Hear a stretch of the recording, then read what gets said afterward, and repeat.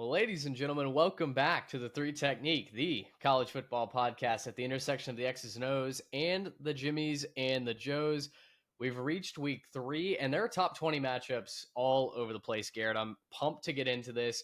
Folks said that week 2 was going to be sleepy going in, and of course, we knew that we were going to be treated to a surprise either way. Nobody is complaining about the slate in week 3 because not only do we have top 20 matchups to talk about, but conference play starts around most of the country as well. And it was difficult building the spreadsheet for this preview. There are just so many games to try and get into. Truly too many games to try to break down. We're going to do our best, obviously, but there's going to be some stuff that I feel like we're going to have to scrape the bottom of the barrel just to find a way to get it under 3 hours, right? Just how are we going to get this in such a short amount of time? There's going to be a lot of games that we can kind of group into things, but yeah, it's a whole lot of games, whole lot of fun, and it should make for a crazy weekend of watching.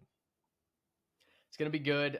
Certainly a day where my strategy is just cancel all the plans. Yep. Get them done Friday night, get them done Sunday, but cancel the plans. This is not the And right weekend this to have anything on the schedule. No, honeydew list needs to be taken care of around the Saturday slate. Maybe if you're really ambitious, you can get up early, get stuff done while college game day is going on, but certainly get it done before the morning slate because there's just not a sleepy stretch on this Saturday. Really, there's not even time to breathe Thursday, Friday night. You've got NC State, you got Wake Forest playing Thursday, a couple of good games we're going to talk about on Friday night as well. But we're going to get into all of that. And of course, this episode, all of our episodes brought to you by Underdog Fantasy, the presenting sponsor of the 3 Tech Pod this year. You can play just $5 and get $50 in bonus funds instantly when you use our code 3 Tech Pod for signing up. We've had Jimmy's and Joe's sign up already all around the country. I was looking at players the other day in our dashboard. We got folks up in Michigan who are redeeming the code and playing. So truly a national brand here at the 3 Technique. If you are finding us for the first time and joining the Jimmies and the Joes, welcome. We're so glad to have you here. And we would encourage you to follow us on our social channels at 3 Tech Pod. Anywhere you can find college football content, we are there creating it for you. And we'd love to have you join the social media as Jimmy and the Joe, as I mentioned, and joining the discussion on game day. Garrett, before we get to the big 3, there was one kind of buzz word taboo item that came out earlier today. And if you guys are familiar with the show, you know that we don't really believe in the AP poll.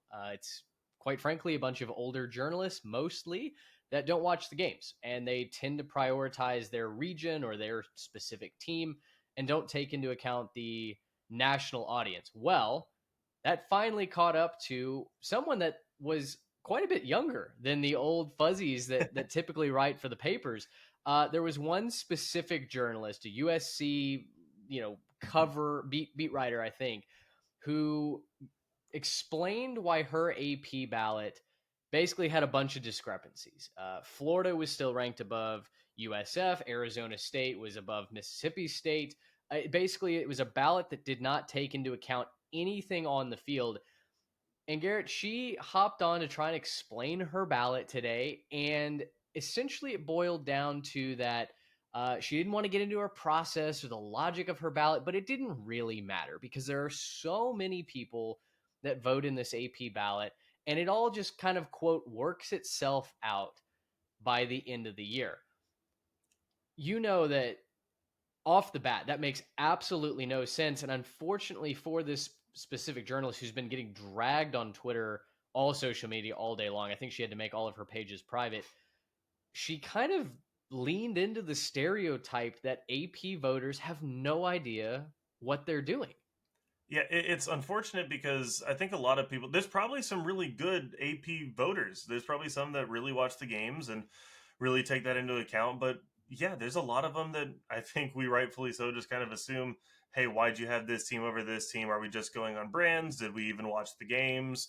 And I understand maybe if there's a big upset, not just automatically putting that team above the next one, but it's not her takes. I don't have any problem with a take necessarily, right? If you can try to back up your take, go for it, right? If you think that Florida is still great and you think that USF isn't quite as good as Florida and they just kind of lucked their way into a win, make the case. I'll listen to you. I may not agree with you, but don't say at the end of it that ultimately it doesn't really matter, because there's so many people that rely on these AP polls. That, the athletic department's putting out graphics and being able to promote that to make your brand grow, and players will watch it, recruits will watch it. Like, people watch this and pay attention to this.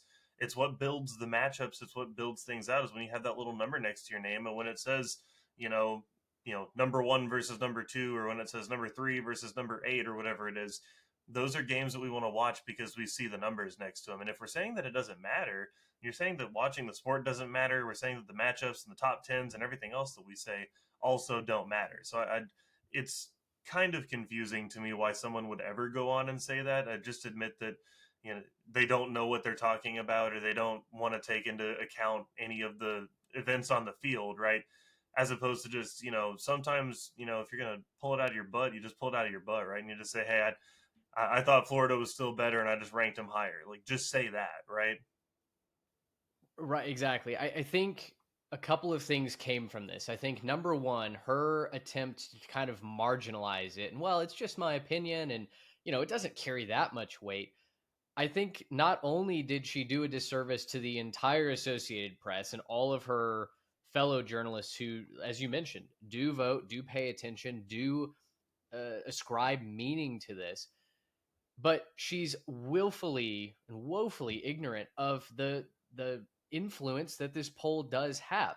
For you and I, people that watch this sport every single weekend that it's on for hours on end, we know that this poll has no meaning because it's never backed up by anything. If a poll or a power rating or ranking, that's a buzzword on Twitter, was true and honest, it would be reworked every single week according to a transparent algorithm that took into account all of the data points and specifically ascribe value to head-to-head matchups. And if you beat a team, I'm really hard pressed to then turn around the next week and say, yep, but the losing team should still be ranked, rated, however, ahead of that team. In the case of South Florida and Florida, we got it on the field. We saw a very physical matchup, a close game where South Florida prevailed, and it wasn't a fluke. It wasn't an accident. Yes, did Florida make mistakes to help USF on that final drive? Of course. But Florida had a chance 3 or 4 times in the second half alone to grab the bull by the horns, quite literally, and salt this game away at home. And so I think for this journalist to say, well, it doesn't really matter, it all works its way out in the end, it doesn't. You are the one that is helping to drive this media engine, this poll that millions of fans ascribe value to. And on one hand, you're saying it doesn't matter, so why pay attention to it anyway, doing a disservice to the foundation of the poll in its entirety. And on the other hand, you're completely missing the point and the influence that you do have. And I just think it was a disastrous day for one of the biggest quote data points that this sport uses to rank teams, to determine TV ratings, as you mentioned, for schools to then go out and use in their own media. It was just a hilarious comedy of errors. And, listen, nothing against this journalist. I'm sure she has done wonderful things in her career. I'm sure she's exactly where she needs to be, and she's earned that spot covering college football. But she lost any credibility in voting on a national stage in about 45 seconds worth of a Zoom interview that was being conducted. The fact that college football's future and direction on a week to week basis is credibly determined by people who do not watch the games and will vote for their own teams ahead of everybody else. I mean, it's just the tip of the iceberg. Well, and again, biased takes are like biased, and there is a certain sense in which, if there's like a biased guy out there, like, yes, the poll is going to work itself out because there are so many voters, right? So if there's just one Sure. guy who, he won't back off of it, my team's actually really, really good, that's fine, because if everyone else agrees that they're not, then you're going to get that balanced out. So there's a sense in which she's kind of sort of right. Like, if I'm going to try to give her anything, yes, her take will get balanced out because of everybody else. But the point shouldn't be that, yeah, well, I can say whatever I want to and make whatever I want to on my thing because it'll get balanced out. The thing should be, hey, I should try to be about as close as possible because now I'm improving the actual sum of the data, right? You don't want to be the outlier in this data point. No. You don't want to strive to be the one who's like, yeah, I just felt like Northwestern looked like the number 2 team in the country this week. Like you don't want to do that. And then again, no shots at Northwestern, right? But you don't want to be the person that's just shooting from the hip and picking whatever team you feel like just putting up there, right? That's not the way that you should do this. And there is a massive difference between the beginning of the season having a big upset like this and needing to re-rank some of those teams and like at the end of the season, right? If this game happened at the end of the season and USF was 3-8 and Florida was 10-1 and this drops Florida to 10-2 and instead USF's 4-8 to finish the season, I understand not ranking them ahead of them. You can't just purely go off of head to head, but it's a conglomerate body of work by the end of the season. When we're this early into the season, you should probably go ahead and say, okay, preseason, that needs to go away. Expectations of what we thought maybe needs to go away. And I need to start realizing that some of these teams are a lot better and some of these teams are a lot worse, which is why you should see a lot more volatility early in the season in these polls. And it makes everyone else in college football media look worse because there's a lot of polls that are out there now. And if, AP is the measuring stick, then anybody else's poll is going to seemingly come, below that one. And now all of a sudden AP looks worse. All of our work looks worse as well. So it's no fun. It's no good. I hope that she can find a way to not let this impact too much of her career because I'm sure that this is going to be a bad spot for a moment. And hopefully she can go take a little sabbatical and watch USC put up 70 or something and then feel a lot better about it. Yeah, just a really, really tough showing there. And, gosh, like I mentioned, tip of the iceberg. You combine that with the fact that we have sitting athletic directors on the college football committee, all of these That's a much executives who bigger are, issue, in my opinion. It's a yes, smaller who group, are and they using, actually affect who gets to play in the final thing. Like that's a whole separate thing for me. well, and the fact that they're using, data like this with people that said, oh, well, my opinion doesn't really matter to then determine who those 12 playoff teams Yeah, are is, hilarious. So I'm anyway, we'd still love not to. entirely convinced that they're not just voting on these for TV ratings. That's where my opinion comes down on some of that. But maybe the TV ratings are sometimes influenced by that little number that the AP gave them. So who knows? I'm sure it's all interconnected. If you have a hot take on this, write in 3techpod at gmail.com, at 3techpod on all of our social media. Garrett, let's go ahead and get into our week 3 preview, and let's start with the game of the week. Number 15, Tennessee versus number 6, Georgia. The Georgia Bulldogs are 3.5-point favorites. This is the prime time 2:30 p.m. game on ABC. And looking into this game, these contests typically feel like Georgia has had the Vols' number over these last several years. They've won 8 straight over Tennessee. But there are folks up on Rocky Top that think that this could be the year that Tennessee pulls it off. Not only do they have Georgia at home, but their offense certainly looks like the more known commodity at this point. Georgia's passing offense specifically has not exactly lit the world on fire against Marshall or Austin P last week. And while the running game, I think, has taken strides and given at least me some hope that it's going to be better this year, Tennessee's offense looks like it's on rocket fuel. The win over Syracuse was absolutely fantastic. Aguilar looked good again in their tune-up game this past week. And I think that Tennessee carries about as much momentum into this game offensively as you possibly can. But the issue for the Volunteers is that they're down their top 2 cornerbacks. Jamon McCoy is still out with an ACL tear. He hasn't played at all this season. They lost their second cornerback to an apparent arm injury. So the Vols could have a potentially thinner secondary, especially out on the islands. Maybe that's the opening that Gunnar Stockton needs to throw the ball effectively down the field. We talked about in the preseason, Georgia's finally got all this speed, all of these athletes out wide. Maybe they're going to be able to catch the ball. All of that's great, but if your quarterback isn't on his P's and Q's, that could get kind of bumpy real early in the SEC as conference play opens up.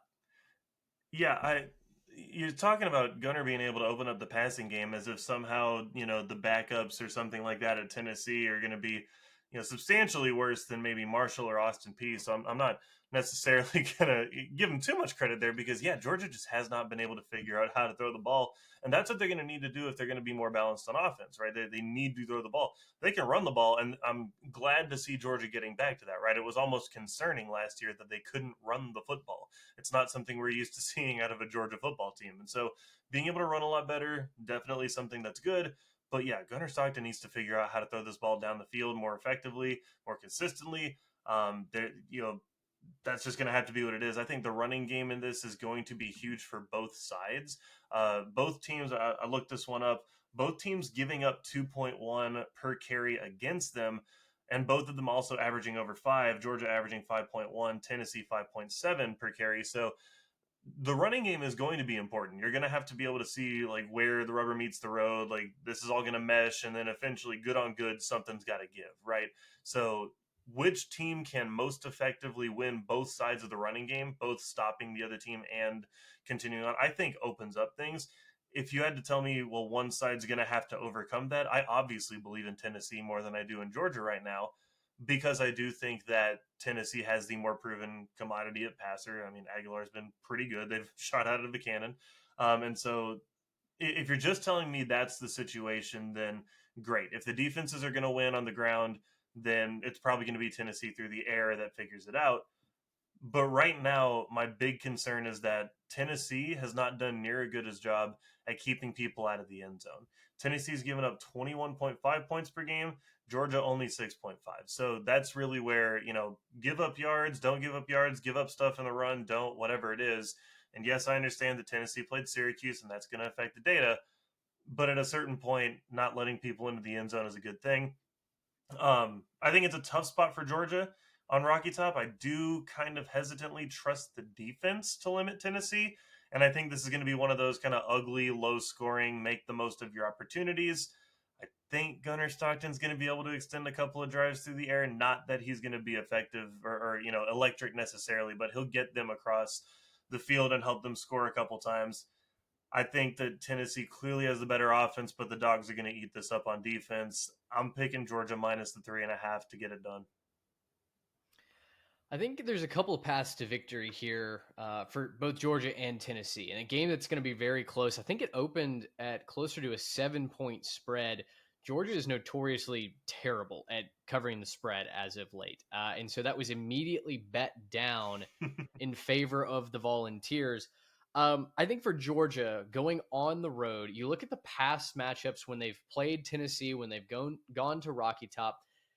Last year, they weren't able to run the ball hardly at all. I mean, that was a storyline all throughout the season, as you mentioned, but it didn't matter because Tennessee's offense was so lethargic against big time opponents.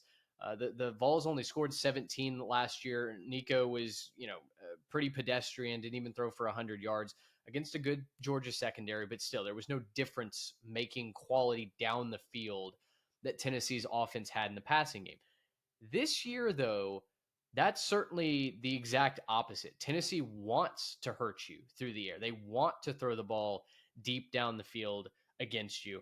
And so for Georgia, I think they've got to do two things. One, obviously, they've got to be able to run the ball, and they've done a better job of starting that here in the first 2 weeks.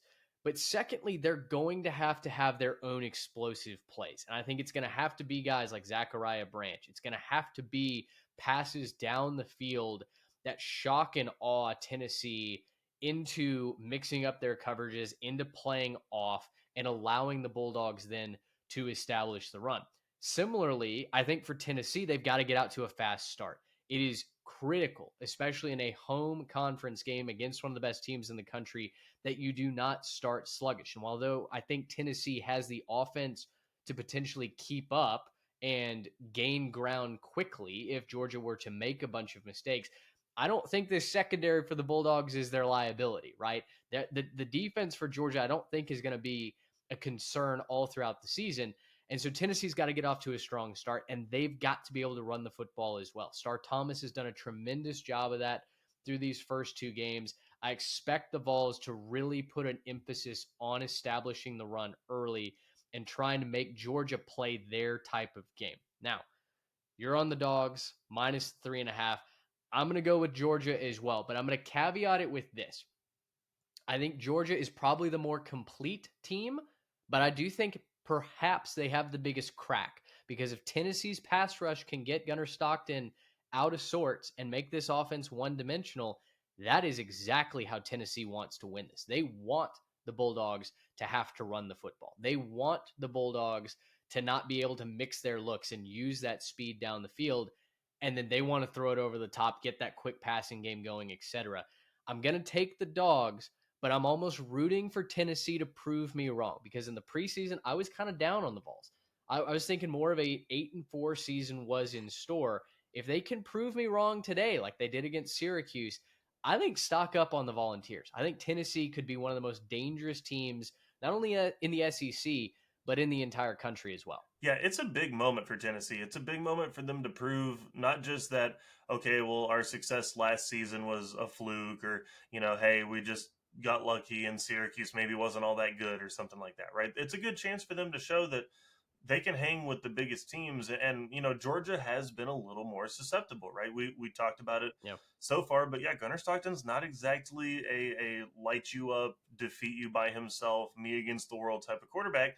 So, when I think about, Tennessee's opportunity to come out here and show some people like, hey, I know that the offseason news about us was about our quarterback who went and headed west. We don't miss him, right? We are happy with our guy. We are happy with Aguilar, and we are running the offense that we've always thought that we could. I mean, this is a big moment for them to show people that they are one of the big teams, not just in the SEC, but in the country. And I think a win here for Tennessee would do a lot there. I have a really hard time thinking that Georgia's defense is going to cave into that. Georgia's been playing a much more aggressive style of defense, and I feel like they've got their edge back a little bit, where they're hitting a little bit harder, getting a little bit meaner. They're not messing up so many things. I'm liking what I'm seeing out of the Georgia defense. Obviously early, right? And like Marshall and Austin P, not exactly going to freak you out too much on the offensive side if you're a Georgia Bulldog, but I do think that this has been a different style and a different attitude on that Georgia defense. And I think that they're going to take that with them on the road, right? There's a couple things that travel with you, and it's, running game and defense. Well, the good news is that's basically all that Georgia does. They run the ball and play defense. And so, yeah, like if Tennessee can get after them with the pass rush, that's going to be a problem. But I still think Georgia can find a way to just kind of out physical and still big boy this matchup. If you were to take a side on if this is a shootout or more of a ground and pound style of game, the over, I believe, is 49.5 right now. Do you have a leaning? I like the under on this one. I kind of feel like this one's going to end up somewhere in the like 20-14, and there's like a late interception that seals the deal. I think that's probably how this thing goes. I think it's going to be really low scoring because, again, I don't necessarily think that either defense is going to give up a whole lot. It's going to be about capitalizing on mistakes. There's going to probably be one or two busted plays that, flip field position or put you in a position to score points. You're going to have to be willing to kick the field goals when you get them. And so I think this one's probably going to be a little bit more of a knock them out, drag it out type of situation. Yeah, I think I'm on the under as well, but just barely. I think, I don't know, 24-21 style of Sure. game, we could certainly be in store for. Even last year's game, a 31-17 affair would have hit your under there as well. So I think I like the Right. 49 under the 49.5 total as well. Let us know where you fall on this game at 3TechPod. Right in 3techpod@gmail.com. Garrett, let's move to our second game of the week, and this is on NBC, the 6:30 p.m. contest. Number 8, Notre Dame, 6.5-point favorites as they welcome number 16, Texas A&M, our Aggies, to town. Last year was a gritty mudslinging contest. It was a game that was fully stocked on defense, not very favorable to either side offensively, and that was ultimately the Aggies' downfall. Connor Wegman looked abysmal, throwing into tight man coverage that the Fighting Irish had. The pass rush gave A&M's offensive line a real test early, and they weren't able to move the football consistently on the ground. Notre Dame didn't really do a ton offensively either, but it was a couple of big broken plays on the ground that ultimately ended up being the difference for the Fighting Irish. I think both of these teams are improved in some ways, maybe some question marks in others as we head into week 3 for Texas A&M. It's just a second game for Notre Dame, and they had a weird bye week after their season Mm-hmm. opening loss to Miami. Which storyline grabs your attention here as the Ags pay off the back end of a home and home against the Irish? I think for me, it's going to be the quarterback duels, right? It's the fact that both of these quarterbacks, I think, add a different dynamic to this game. Based on last year, the defenses are both maybe a step behind where they were. I don't think either defense is playing up to the same standard as they were last year, and they certainly have both lost some talented pieces from both sides. But I do think they'll still play the same styles. I think that you're going to see a lot of man coverage out of Notre Dame. You're going to see a lot of kind of rushing the passer, trying to fit your gaps on the Aggie side. And so for me, the fact that you have two very different quarterbacks than you did last year, obviously Marcel Reed, more of the dual threat type quarterback as opposed to the pocket passer that was Connor Wigman. And then obviously, with CJ Carr, he's a young quarterback. He's got a little bit more, I think, juice in that arm than what Riley Leonard had, but definitely not the same style of I'm going to run the ball 20 times a game and we're going to power run our quarterback and find ways to pick up the tough yards. So for me, watching the quarterbacks is going to be a big deal. A&M has a lot of tools for Marcel Reed to kind of assist that, but at the end of the day, he's going to have to prove that he can step up and be that guy, right? He's going to have to show that he is the guy that can lead this offense to be that elite level offense that they're wanting to be, so that you can finally see the success that A&M has been expecting for so long. And I think that you're going to have to see that on the road. He's got a little bit of experience. He's looked fantastic to start the season, albeit, it's UTSA and Utah State, but he's looked really good, hasn't turned the ball over yet. He's got 8 total touchdowns. He's, really doing a good job working his progressions and understanding what he needs to do with the football. And it just looks like the game is a lot slower for him this year than it was last year. You take it over to the Notre Dame side, and I think that CJ Carr, obviously breaking him in on the road is a tough job, and that was something that I thought was going to be a problem for them, was having to go into Hard Rock and find a way to get him to play to his standard. Being able to play this one at home for him is huge. Not having that, going into a tough environment, but instead getting to kind of lean on that home crowd energy so that you can make your decisions at the right timing, I think is going to be huge for him. And obviously being able to hand the ball to a guy like Jeremiah Love is going to be huge too, if they choose to run him this time. I mean, I know they didn't really do very much of that in Miami. But Yeah. if they go by the style that they're wanting to go by, then I think they're going to ask CJ Carr to do a little bit less, but that's good for him, right? It's good for him to be effective with the football. And his big challenge is going to be winning from the pocket when they find themselves in more obvious passing downs where you have to kind of extend the play more than just a quick hitter. That would be good news for Notre Dame because I went and looked to see how CJ did against Miami, specifically when they brought pressure. And my eyes thought, he was nothing special, but Mhm. certainly that pressure, it felt like disrupted Notre Dame's offensive flow, especially in that first half. They really had a tough time getting the rhythm going. But the numbers actually said that CJ Carr had a really solid first start. According to Yahoo Sports, Carr was 2 for 2 on passes of 20 yards or longer down the field, went 5 of 8 for 100 yards and a touchdown when pressured, and completed 11 of his 15 pass attempts for 91 yards and a touchdown when blitzed, according to Pro Football Focus. So, kind of a Patrick Mahomes style stat line where you'd think that playing coverage and or I'm sorry, getting after him and blitzing him, disrupting that rhythm would actually be the more advantageous side. And listen, it's one data point, right? I mean, it's one game, but for a true or a redshirt freshman making his first ever start on the road to have some of those stats, I was very, very impressed. And so my question for Carr, can he do it again? Can he Mm-hmm. stay poised? Texas A&M has, I believe, 7 sacks through their first 2 weeks. They had 6 against Utah State, and while it was less competition, what I think we took away from that game against the Aggies was how versatile A&M's pass rush was. They got to the quarterback with power moves. They got to the quarterback with disguised blitzes. They got to the quarterback by using Cassius Howell just as a freaking weapon off the edge and doing whatever he wanted, right? Notre Dame's offensive line, much better than Utah State's, but he's going to face a lot of pressure once again from Texas A&M. If he can stay poised, that's a huge benefit for the Fighting Irish. You also mentioned they've got to run the ball. And, Sean McDonough made the witness protection joke about Jeremiah Love last week. Jadarian Prince looked fine, but Notre Dame never really became a difference maker on the ground. Texas A&M, if there has been one bugaboo for them through the first 2 weeks, it's been big plays on the ground. The Aggies have already allowed 4 runs of 20 plus yards and 2 runs of 30 plus yards. Only one of those was against the backups. So I think if Notre Dame can find those matchups up front and get the running game going, that's their path to Cover Town. Now, that being said, you described how Texas A&M has taken a step forward in the passing game. Marcel Reed looks markedly better. The danger, I think, in his game is he's been off on some timing routes with his wide receivers, and he's underthrown some balls. He's overthrown others. Those balls get picked off against man defense. And so I do fear that the Aggies are going to commit that first turnover through the passing game, or at least Marcel Reed is this week. But I do think Texas A&M in this revamped passing offense with Colin Klein getting the new weapons and Mario Craver, who's second in the SEC in receiving right now, Casey Concepcion, who's already got a number of touchdowns both in the special teams game and just as a versatile wide receiver.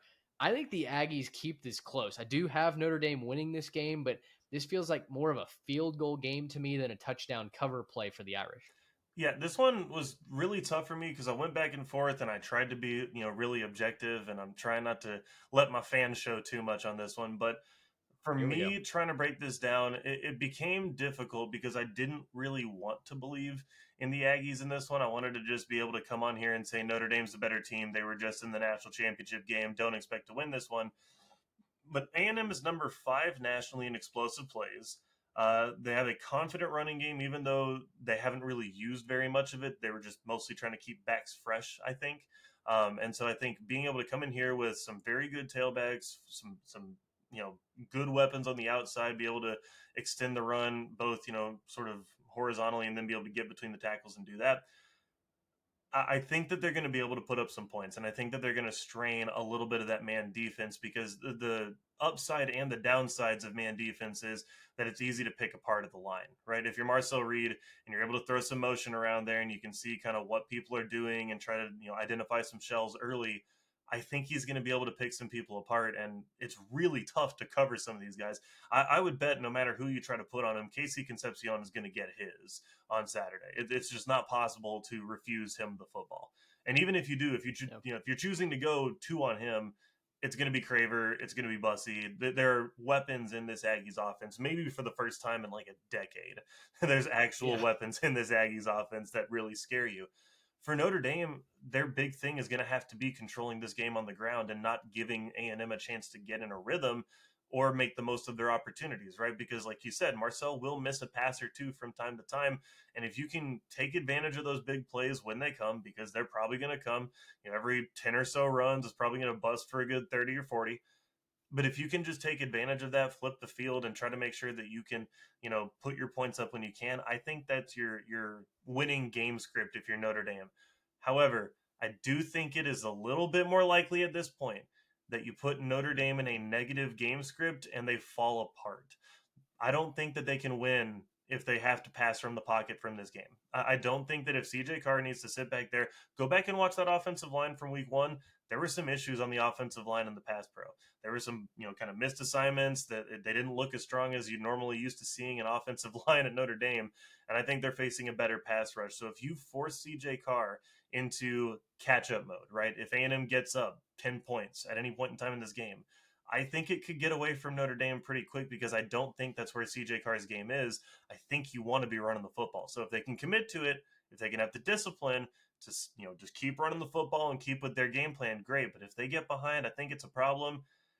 The other problem for this on A&M side is that this is, and kind of the last thing on this is a spot that A&M hasn't been in, being able to win like this on the road. They're having to fight their own DNA. I'm going to pull it from Tim England on Twitter. Texas A&M football's last ranked road win was in 2014 against Auburn. A&M's last true road win against a non-conference Power 4 team was in 2002 against Pitt. A&M's last win against a ranked non-conference opponent was 1979 against the Penn State Nittany Lions. It's been far too long since A&M has beaten a quality team on the road. I think it's a statement win for the Aggies this weekend. I think they're just going to find a way. I think Marcel Reed is going to get into that, national conversation because I think he's going to put up some big numbers. And I think it's going to be a statement for the Aggies. All of this with a giant parentheses at the end of my notes. I am ready to get hurt again. Yeah, it's 15 straight ranked road games that the Aggies have lost. And yeah, out of conference, it's been a while. It's been a couple decades since they've really beaten a premier opponent in the non conference slate.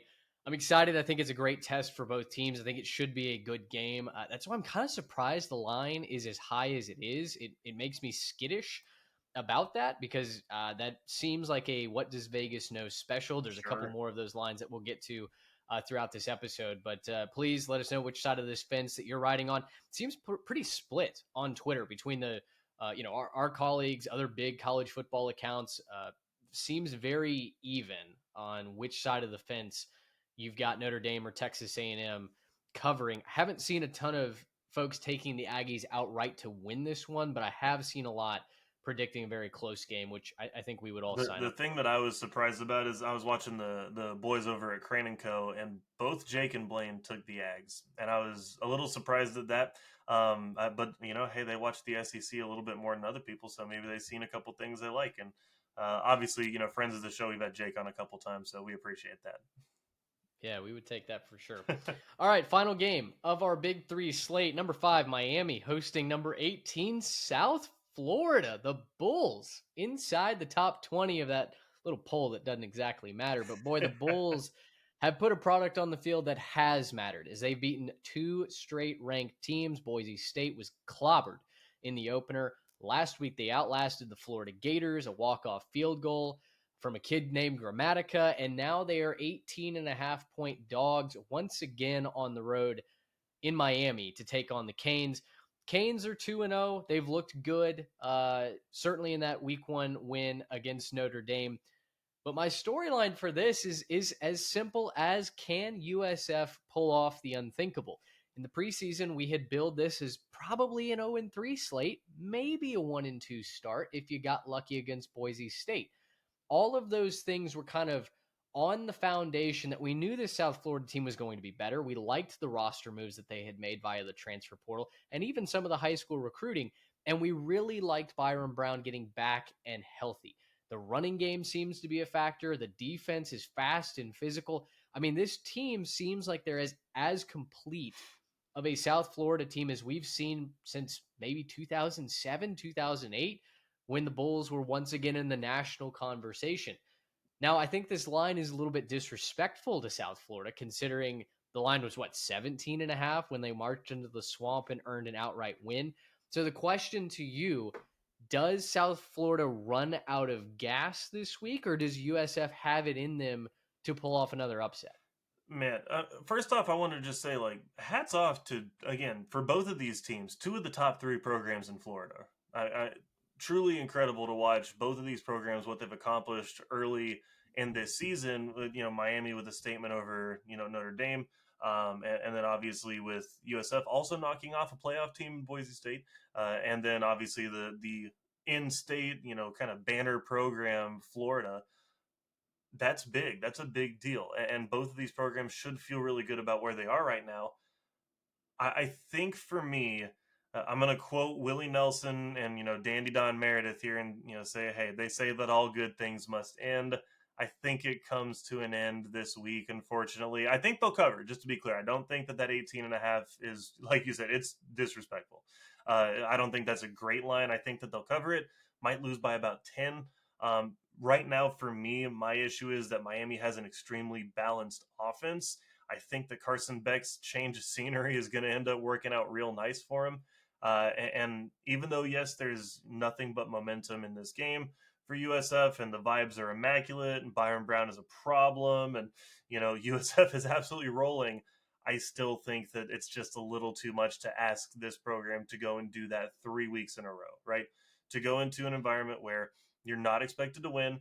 There's programs that are, bigger than you, maybe better funded than you at times, and then just say, hey, go and win those games each time. If we're sitting here and USF is 2-1, at the end of this week, that's a fantastic place to be. And they should get their flowers for it, and they should feel very good about where they are. Now, obviously, right now you're 2-0 and you see a real opportunity in front of you. And I respect that. Like, nobody in that locker room is thinking, well, let's just go 2-1. It was a good try. Like, nobody should be thinking that, because the way that you've been playing, especially running the football, you should feel great about that, right? They've been playing real physical. I think they have the ability to kind of mash it up and get in there and get physical with them. But again, I think they're going to fight. They're going to get respected for it. But I do think Miami wins this thing. I think there's going to be some points in this one, but I do think Miami wins this one. And Carson Beck just keeps rolling with his guys. I'm watching the trenches for USF because against Boise, they stuffed the Broncos, right? I mean, think back to that elite rushing attack that they had led by Ashton Genty. That seemed all but non existent against the Bulls. And then suddenly in week 2, it reemerged. And Boise State was extremely explosive as they picked up their first win of the season.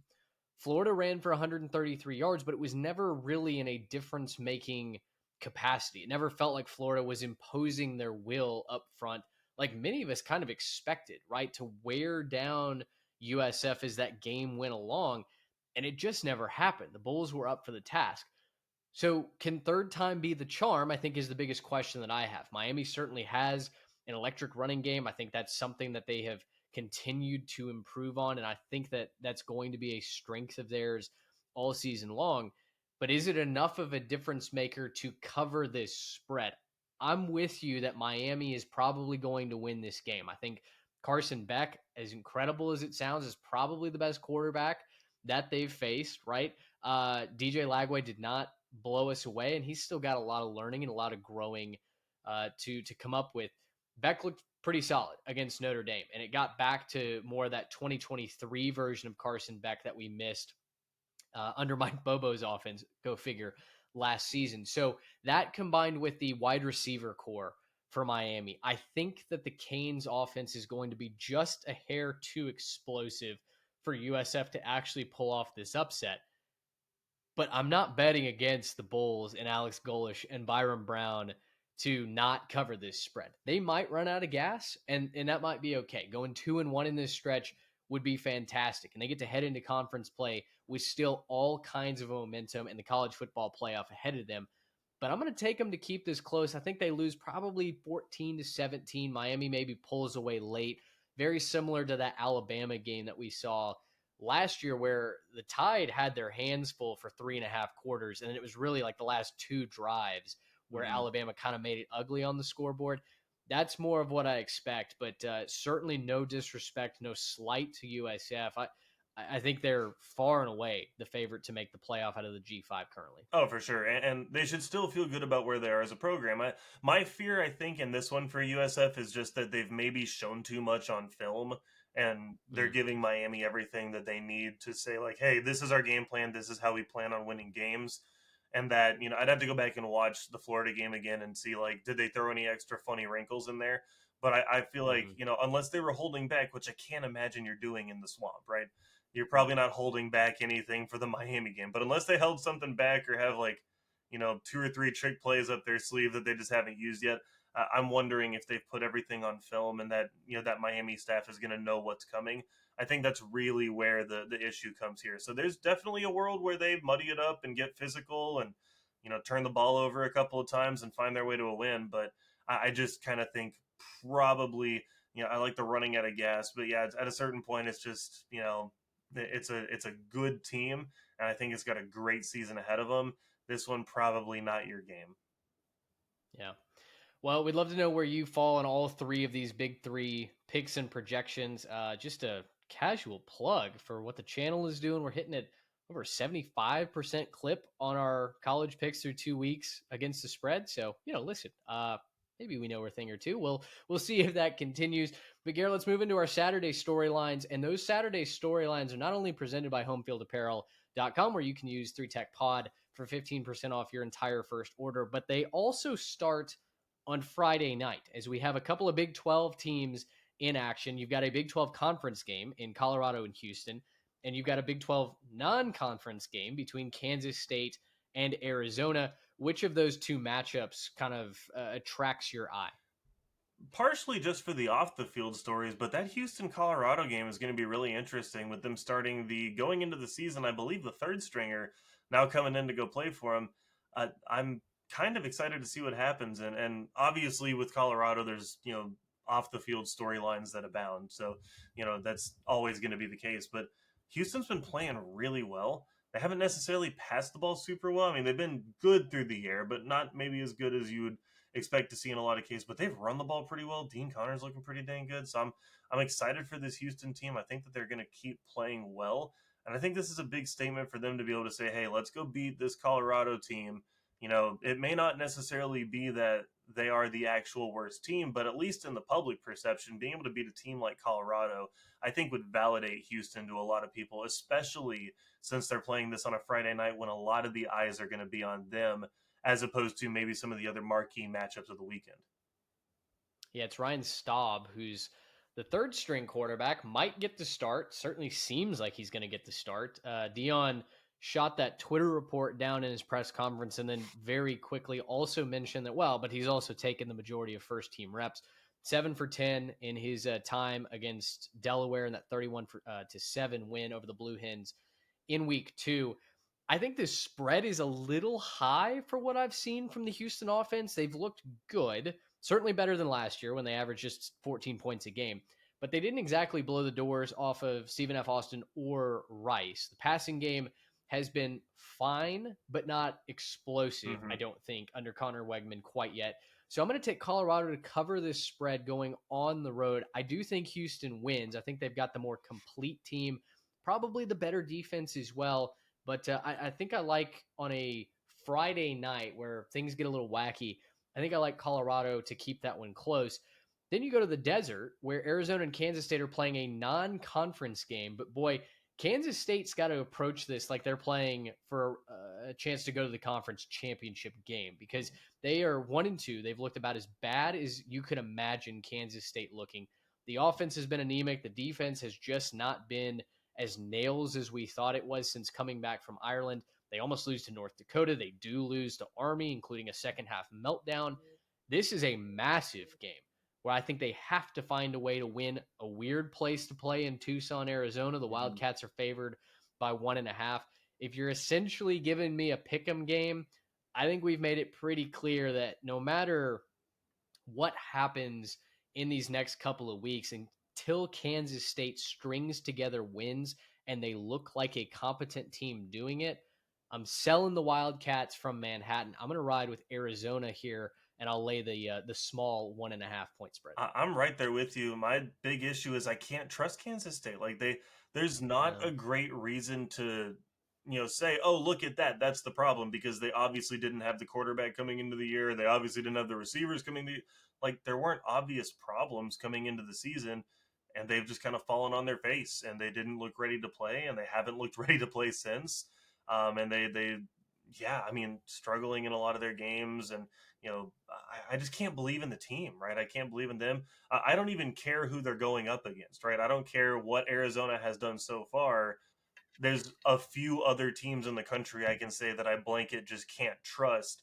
Arizona's not one of them, right? And so for me, it's Kansas State needing to play this one in absolute desperation mode because forget about conference championship. Obviously, with the non-conference game, it doesn't affect it, but you like to play like you're thinking about it.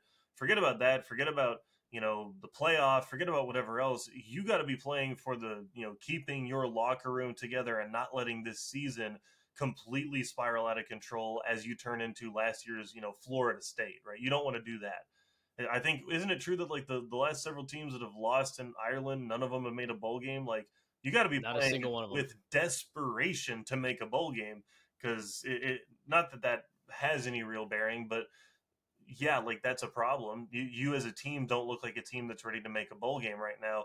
You got to figure out how to play some offense, play some defense, do anything with a football. Yeah, it's a Kansas State team that needs a confidence booster, and boy, Hmm. Tucson and Bear Down Nation has historically not been that place to go get it. We'll see if Brennan's squad can continue their winning ways. They're 2-0. They've scored 88 points in the first 2 games. Elsewhere, over to the ACC, a landmark game in the conference. if Clemson would only take care of business the way that we thought they would coming into the year. Clemson down at Bobby Dodd Stadium to take on the Georgia Tech Yellow Jackets. Garrett, we've got Clemson squarely on upset alert, but given the way that Clemson played in week one, where they just weren't very tight against LSU, last week with a lethargic start to say the least, where they needed a furious second half comeback to beat Troy at home, I really think the only thing going for Clemson as far as headlines go is that Haynes King missed last week with that lower body injury, and he may not be 100% heading into this game. Yeah, and I did check Twitter before this, and everything on Twitter I've seen says he's playing, he's good to go. So He's practicing, yep. he's practicing, he should be fine to play. Maybe he's not 100%, but that hasn't stopped him before. Look, I think Georgia Tech wins this game. Saying that about my who I thought was going to be undefeated national champion Clemson Tigers, that's hard to say. But yeah, Georgia Tech, I think, is the better team right now. They're definitely playing in different spots, right? If you're Clemson, it's probably going to be tough to get up and actually get motivated for this one when you're already a little bit underneath your expectations for the year. And there's a little bit of a, we got to figure out what we're doing. We didn't really look that good last week until we finally did. And there's got to be a lot of that going on, whether you can control it or not. And the public display in the locker room, you're still probably got a lot of players in there that are questioning kind of how this season's going to go, playing a little desperation. Meanwhile, Georgia Tech's been on the precipice for like 2 seasons now, where they can't quite break through with that big win. They can't quite kick the door in. They can't quite make the statement they want to make. They've had Georgia close a couple of times, haven't quite been able to knock them off. And now you got Haynes King with a lot of experience, who is an absolute gladiator. I mean, we saw what he did in Colorado. He's going to just find ways to win the games. They got Jamal Haynes is fresh. He's looked pretty decent. They've got other guys that have run the football well there. I just think that this is one where they can control the clock. They can, run some drives, and when Clemson gets the ball back, if they're looking up and it's 3-0 after the first drive, you also burn 7 minutes. And then when you're not in a rhythm and when you're not finding what you need to on offense, that just continues to compile and get even worse for you. So I'm picking Georgia Tech to just kind of control this one. I think they're going to keep them out of rhythm. I think they're going to run the ball really, really well. I think that's the victory for them, and I think it's a big moment for this program. I will put a huge asterisk on this game and say if Clemson plays to their preseason expectations, I think they wipe the floor with them. But I haven't seen anything so far that suggests to me that they're going to do that. So until I see something that looks like a pulse coming out of Cade Klubnik or anybody on that Clemson offense, I'm rolling with the Ramblin' Wreck. You're not going to kick me off that bandwagon quite yet. Yeah, it's scary how lethargic that Cade Klubnik, Garrett Riley's offense has been. Antonio Williams has been hurt, but an offense is certainly more than wide receiver one. Felt like Clemson did find the running game just a little bit in the second half, and Adam Randall went for over 120 yards, I believe. And I think he's going to be the key to Clemson's success against Georgia Tech, a team that statistically is not going to blow you away with really anything that they do. But I think it's a team that over the last couple of years has learned to win and be more than the sum of their individual parts. Mm-hmm. So for Clemson, for me, the key is sustaining drives. Right now, they're 108th in third down conversion percentage. They're converting less than 33% of the time, which for a team with as much talent as Clemson, even just running the ball on third down should be getting you more conversions than what they've found. Klubnik has certainly not looked like anything close to what he did at the end of the year, where he felt like he could go win a national championship this season. For Georgia Tech, I think the passing game has to be a little bit more of a threat. I mean, listen, Aaron Philo threw the ball at times wonderfully against Gardner Webb. Mm-hmm. So we know that he's the more apt passing option for Georgia Tech, but they're obviously at their best when Haynes King is in there running the ball, trying to get the ball out to those big time weapons that they have on the perimeter. I'm going to ride with Georgia Tech as well. I think they covered this game at home. I think Georgia Tech is a very solid team, and I also picked them to win this game outright in their preseason projections. It feels like Clemson's really gettable right now, and maybe the third week is truly when the Death Star kind of becomes operational. But Clemson hasn't exactly shut down the run as effectively as I thought. Neither against LSU or Troy. Their starting running back had 78 yards, I think, on 16 carries. That was almost 5 yards a pop. So I'm curious to see what Clemson does to adjust on the offensive game plan. But boy, I think the Rec's going to be rambling. I think Bobby Dodd is going to be jumping, and it should be a really fun game in the ACC. Let's go to the backyard brawl. Pitt, 6.5-point favorites over West Virginia. I'll keep this one pretty simple, Garrett. Jaheim White is out for the year with West Virginia. They're coming off a loss against Ohio where they only put up 10 points. That's a good Ohio team up in Athens, but it is not the step up in competition, I don't think, that Pitt's passing game is going to present. This is another weird line where I feel like it's heavily influenced by the rivalry where anything can happen. And it's a road game in Morgantown. It's still, I think Eli Holstein's looked really good throwing the ball these first couple of weeks. Raphael Williams is their leading wide receiver. I think Pitt gets this done by 10 to 14 points on the road. Yeah, this one doesn't feel particularly close to me. I think Pitt's a good team, and they're playing against a not so good team right now. And again, like losing players is a bummer, but you also probably shouldn't be losing to Ohio, right? That's probably not what needs to be happening if you're West Virginia. Every now and then, sometimes these G5 teams will jump up and they'll make it real close. But if you're a really good team, you shouldn't be letting that happen. I think this is not a really good team, unfortunately. So, yes, the environment's going to be crazy. Like, I get that. You never want to doubt Morgantown, so I'm not going to say that, they're not going to show up or it'll be awful. But I do think that pulls away. They've looked good on offense. They played a little better on defense than I thought that they would. Obviously, not fantastic competition, but they've looked okay on defense. I think that they're going to score a whole bunch of points in this one, and I think probably pull away late. This could be one of those where it's maybe like seemingly close towards the end, and then like one or two touchdowns at the end makes it look like it's a blowout. But I just don't see this being one that West Virginia legitimately hangs out in. Yeah. Now, you wrote in our show notes a question, and you asked which SEC home favorite is in the worst spot to be upset. And you included three teams in this, or three games, I should say. Arkansas at Ole Miss, the Rebs, 10.5 points favorites as of recording this. Florida at number 3, LSU, who is 8.5-point favorites as of recording this. And then number 11, South Carolina, hosting Vanderbilt. The Gamecocks are 6.5-point favorites against the Doors. Which of those three matchups screams upset alert to you? For me, I think the most likely chance is actually Ole Miss getting upset by Arkansas, and I'll kind of tell you why.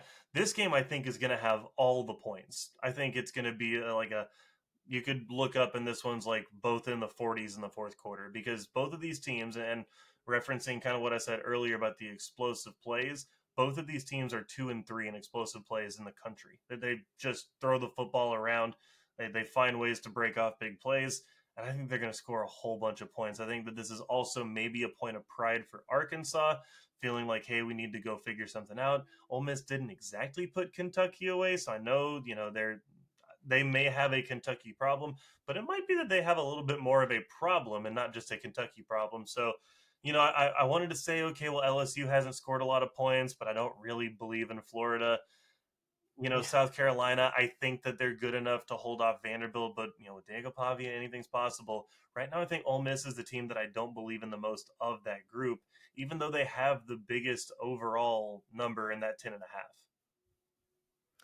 I'm going to go with the Doors over South Carolina. And I feel like South Carolina fans are immediately going to be furious. But listen, Vanderbilt went in and made a statement in the second half against Virginia Tech last week. And, the line on College Game Day that Kirk Herbstreit uttered unfortunately proved to be right. The best part about Game Day at Lane Stadium is the intro. And after that, under Brent Pry, the product goes downhill. And Virginia Tech was up at the half. It felt like they had done enough to stifle the Doors offense, keep Diego Pavia contained. And then it was something like 34 unanswered points in the second half to get boat raced. I mean, you had Hokie faithful leaving in droves by the third quarter. The offense was just abysmal.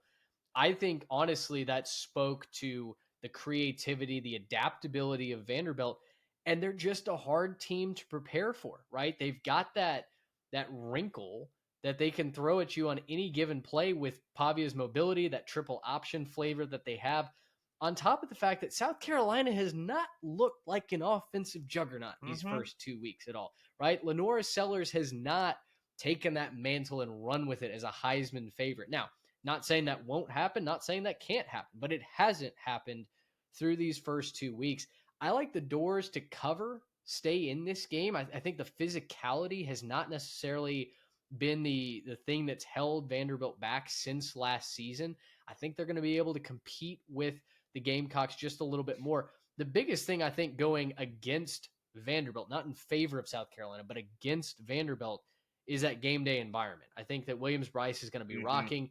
It is going to be a big spot for Vanderbilt, but then again, they weathered that against Virginia Tech, specifically in the second half last week. So if they can get off to a fast start against the Gamecocks, they could certainly win this game outright. And that's really the big reason I couldn't say that it was most likely Vanderbilt, is just because of how good those fans are, man. And like, I'm sure you saw too, but the monsoon that was happening last week, and their fans are like, "Yeah, Oh I'm yeah, not going to give up my seat for this, so yeah. I'm gonna stay here, and we're gonna vibe and hang out." And I think my favorite one of those was quoting Musburger, where it was just like 1,500 red-blooded Americans just decided to apply to South Carolina, and I thought that was a pretty good reference on Twitter that I saw, but. I think clearly the home field advantage goes to South Carolina over like an Ole Miss, where like again I do think that there's going to be some issues in that one. If you had to make me pick, I'd probably pick all these games to go the home favorite's way in a vacuum. But man, Mm, it just doesn't feel like all three of them will, right? It doesn't seem yeah. like every single one of those is going to happen that way because it's never how it happens, right? Someone's got to be on upset alert. I like all of these as potentials though, because I do think with all of these home favorites, none of them have looked so good that I can say definitively, yeah, there's no way this team loses that game. I think between Ole Miss, LSU, and South Carolina, they've all shown that they're, maybe not quite what you need them to be in all three phases of the game, and I think that could come back to bite one of them this week.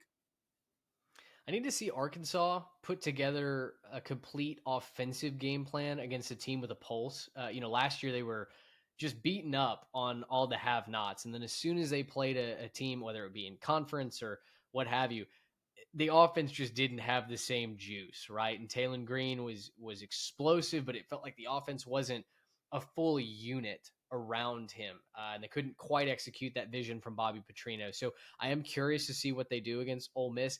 That line is ripe for the plucking, and I feel like Mm-hmm. Arkansas, if they are improved on offense this season, even from where they were last year, I think that's a very realistic possibility to say that they can cover that spread. And I like your idea that there's a lot of points in here.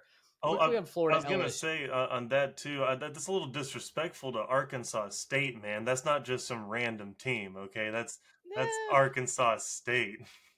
I think Arkansas State's going to be fine in the Sun Belt, but boy, I kind of expected them to put up a little bit more of a fight than what they did, and It yeah, was a just got boat brutal raced clip in, to in be Little Rock. sure. Florida and LSU, very quick, just a kind of one sentence thought on that.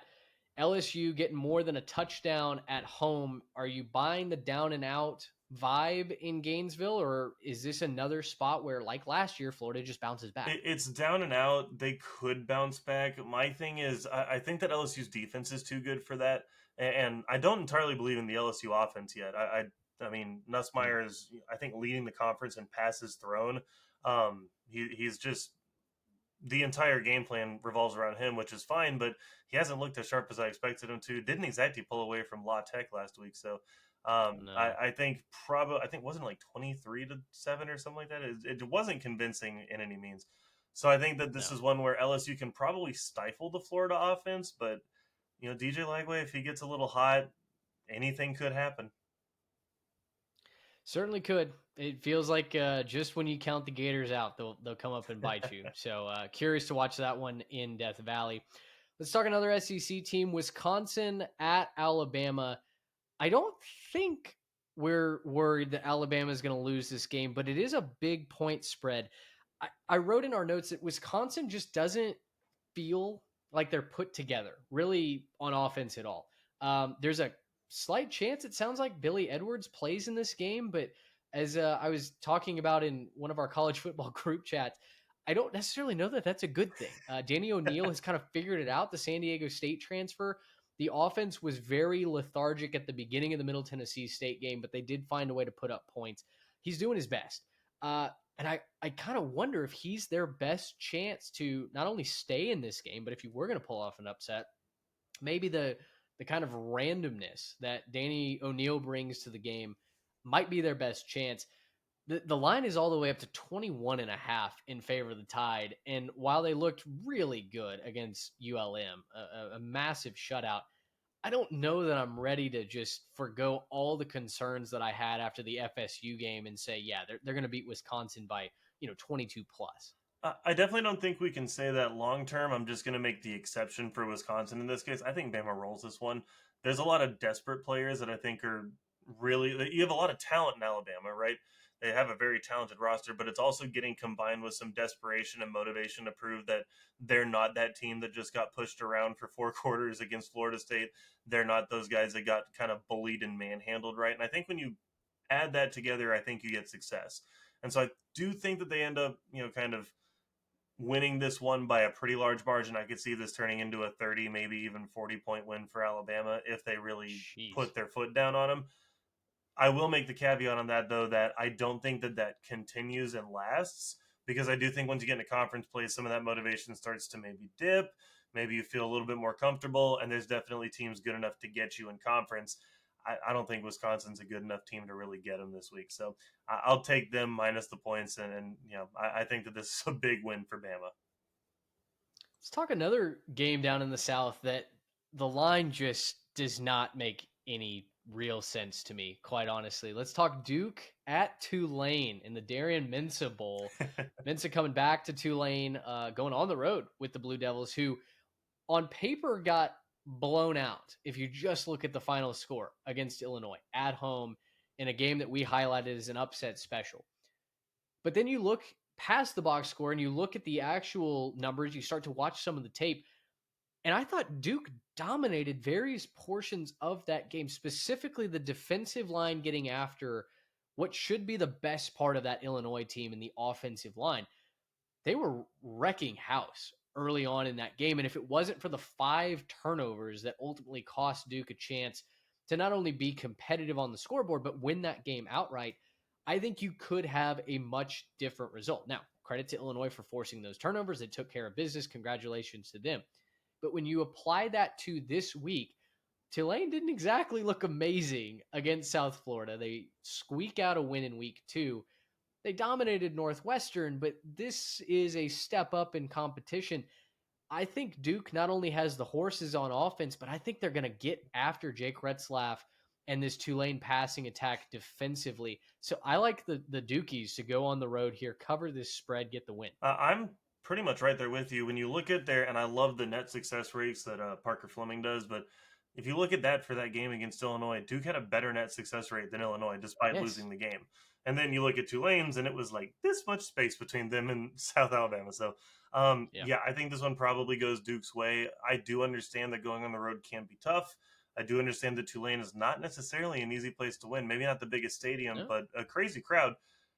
This is still one that I think that Duke finds a way to win. I also think that you can't take the, prove me wrong thing out of Mensah's game, right? I think he's going to come back with a lot of motivation to play well.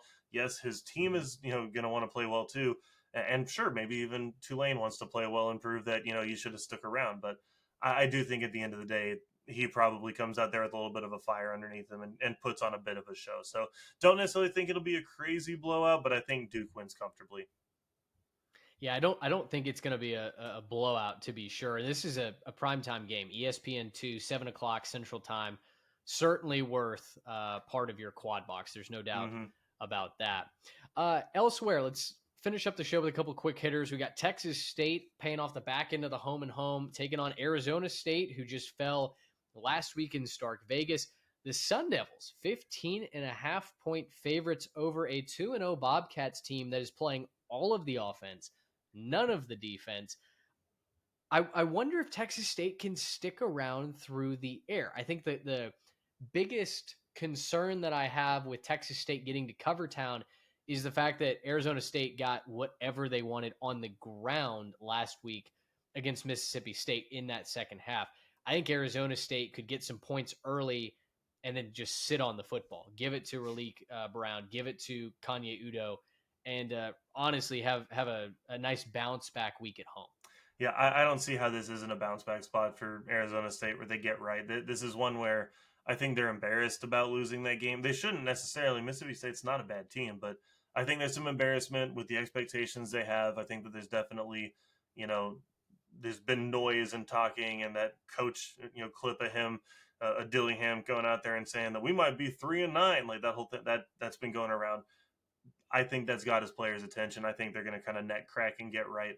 I would take them minus the points right now. I think Texas State's a really good team. Last year it was really close, but it was also in San Marcos, and I don't think that they're going to have that same advantage that they did last year. I'm going to take Arizona State to cover this one. Names to know for Texas State, though. Brad Jackson is 30 of 46 for 500 yards. He's got 5 touchdowns on the season. Lincoln Perry has been tearing it up on the ground. He's got 238 yards rushing and a couple of scores.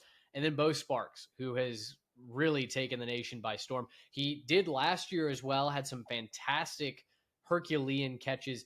He's continued that production on just 12 catches. He's got 237 yards and 5 touchdowns for the Bobcats. So, like I said, they can put up the points. They can't necessarily stop anybody, but should be an entertaining game. That is late night Saturday night. We'll be watching that as we're recording the live show. Oh, yeah.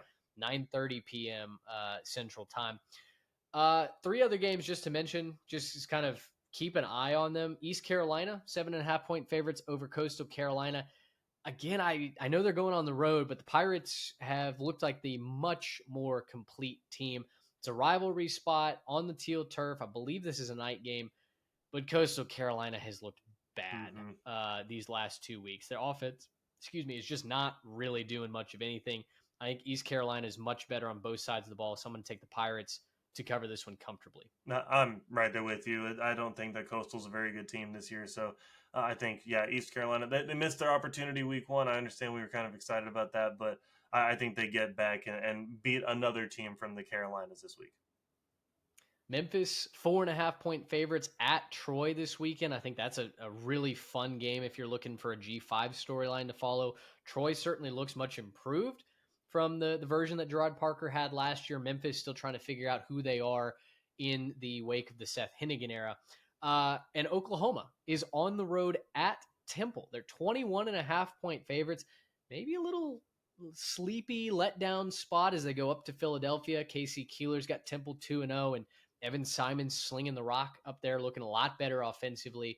Oklahoma, I think, should take care of business, but I wouldn't be surprised if Temple was able to hang around and at least make this a ball game for a little bit.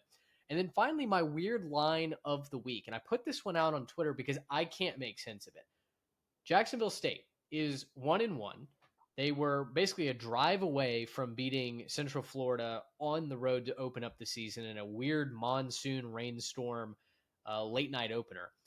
Georgia Southern is 0-2, and they've looked terrible in both of their games. The offense hasn't done anything of note, and yet they're 3.5-point favorites over the Gamecocks. I am staying away from this with everything that I have. As much as I want to lean into Jacksonville State and say, nope, they're the better team, I like them to win this game because you're getting 3.5. All I have to do is say Jacksonville State loses by a field goal, and we're fine. But this feels like the ultimate what does Vegas know special. And so that one I'm going to have literally marked in like red Sharpie. And I'm just anticipating us saddling up Saturday night and going, yep, Georgia Southern won by 17. And I'm so glad I didn't touch it. Yeah, this feels like one of those not touching it with a 30-foot pole type of situations. No. I don't want any part of trying to bet this game. It doesn't make sense. Well, that is a loaded slate of Saturday. We didn't even get to all of the games. There are many, many more. We would love to know which Saturday storyline you feel like you're looking forward to. If we didn't cover it, please let us know. Write in.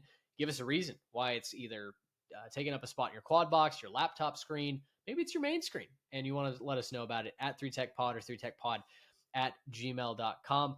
We're excited to fire up the live show once again on Saturday night after the primetime game has gone final. So make sure you head on over to our YouTube channel where you can watch us live. You can interact with us in the chat. We've had a lot of Jimmys and Joes doing that these first 2 weeks, as everyone's always excited to talk ball after these first few weeks, and we can't wait to keep that momentum going. And if you're new to the podcast, hit subscribe, Spotify, Apple, wherever you get your audio content. We're there. We're growing like crazy, and we'd love to have you be a part of it.